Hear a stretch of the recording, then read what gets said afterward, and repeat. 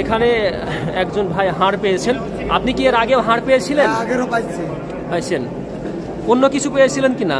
না, শুধু হাড্ডি পাইছে। মানে এই পানি করলে লাইট মারলে আরো অনেক কিছু পাওয়া যাইতে পারে। প্যান্টটা স্কুলে, তারপরে ওই যে জুতাটা স্কুল, এই যে কলেজের, এই যে এটা কলেজের, এটা রাইফেল স্কয়ারের বলা হয় না, মায়ের সন্তান এখানে মৃত্যুবরণ করছে। আমরা যেইভাবে মায়ের সন্তানকে এইভাবে মারছে, আমরা তার চেয়ে ভয়ানক মারতে চাই আমরা শেখ হাসিনাকে। শেখ হাসিনা তার নিজের বাড়ি এই যে ধানমন্ডি 32 থেকে শুরু করে প্রত্যেকটা বড় বড় মন্ত্রীদের বাড়িতে একটা করে আয়নাঘর নির্মাণ করেছে। অসংখ্য মানুষকে নির্মমভাবে হত্যা করেছে, যার জ্বলন্ত প্রমাণ ওই যে সিলেটের ইলিয়াস আলীকে হাসিনার নির্দেশে গুম করার পরে ডিজিআইপির ওই পরিচালক হত্যা করে যমুনা নদীতে ভাসিয়ে দিয়েছে। অতএব যারা হাসিনার দোষ ঢাকার চেষ্টা করছেন, আপনারা নাস্তিক। আজকে জেগেছে জনতা, জেগেছে দেশ, পথ হারাবে না বাংলাদেশ। আজকে আমরা ইতিহাসের নির্মমতার সাক্ষী।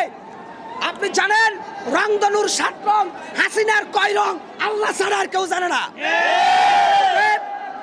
এই পবিত্র বাংলার মাঠে, শরীয়তুল্লাহর মাঠে, এই বাংলার মাঠে, তিতুমিরের মাঠে, এই বাংলার মাঠে, শাহজালালের মাঠে কোন রাম, কোন বাম, কোন নাস্তিকের মাটি এই বাংলাদেশ আর হবে না।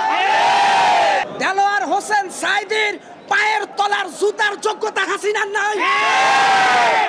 হাসিনা দেলোয়ার হোসেন সাঈদীকে কারাগার থেকে হৃদরোগের নাটক করে নির্মমভাবে হত্যা করেছে।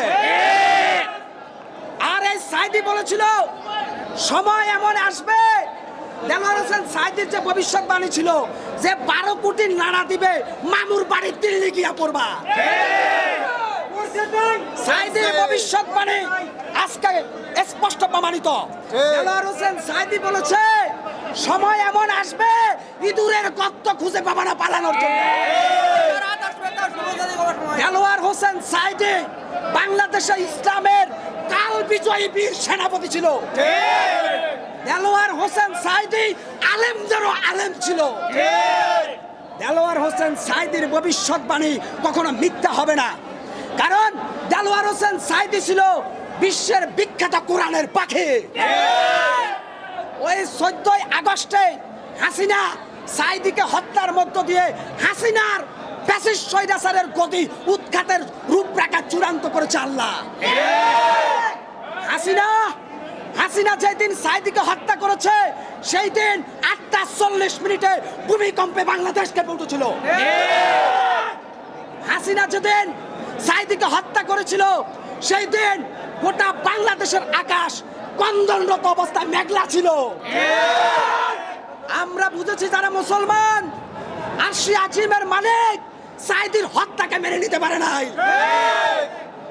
হাসিনা দুপুরের রান্না করা খাবার না খেয়ে হেলিকপ্টারে পালিয়ে গেছে। হাসিনার ছায়া ব্লাউজ নিয়ে উৎসুক জনতার নাড়াচাড়া করেছে। অতএব হাসিনার জন্য যারা এখনো মায়া কান্না করে, তারা আবু জেহেলের উত্তরসূরি।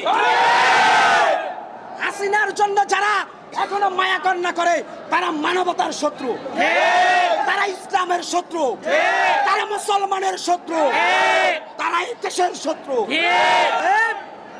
মরতে হলে মরবো, যতক্ষণে বেঁচে থাকবো আল্লাহু আকবরের সাথে থাকবো।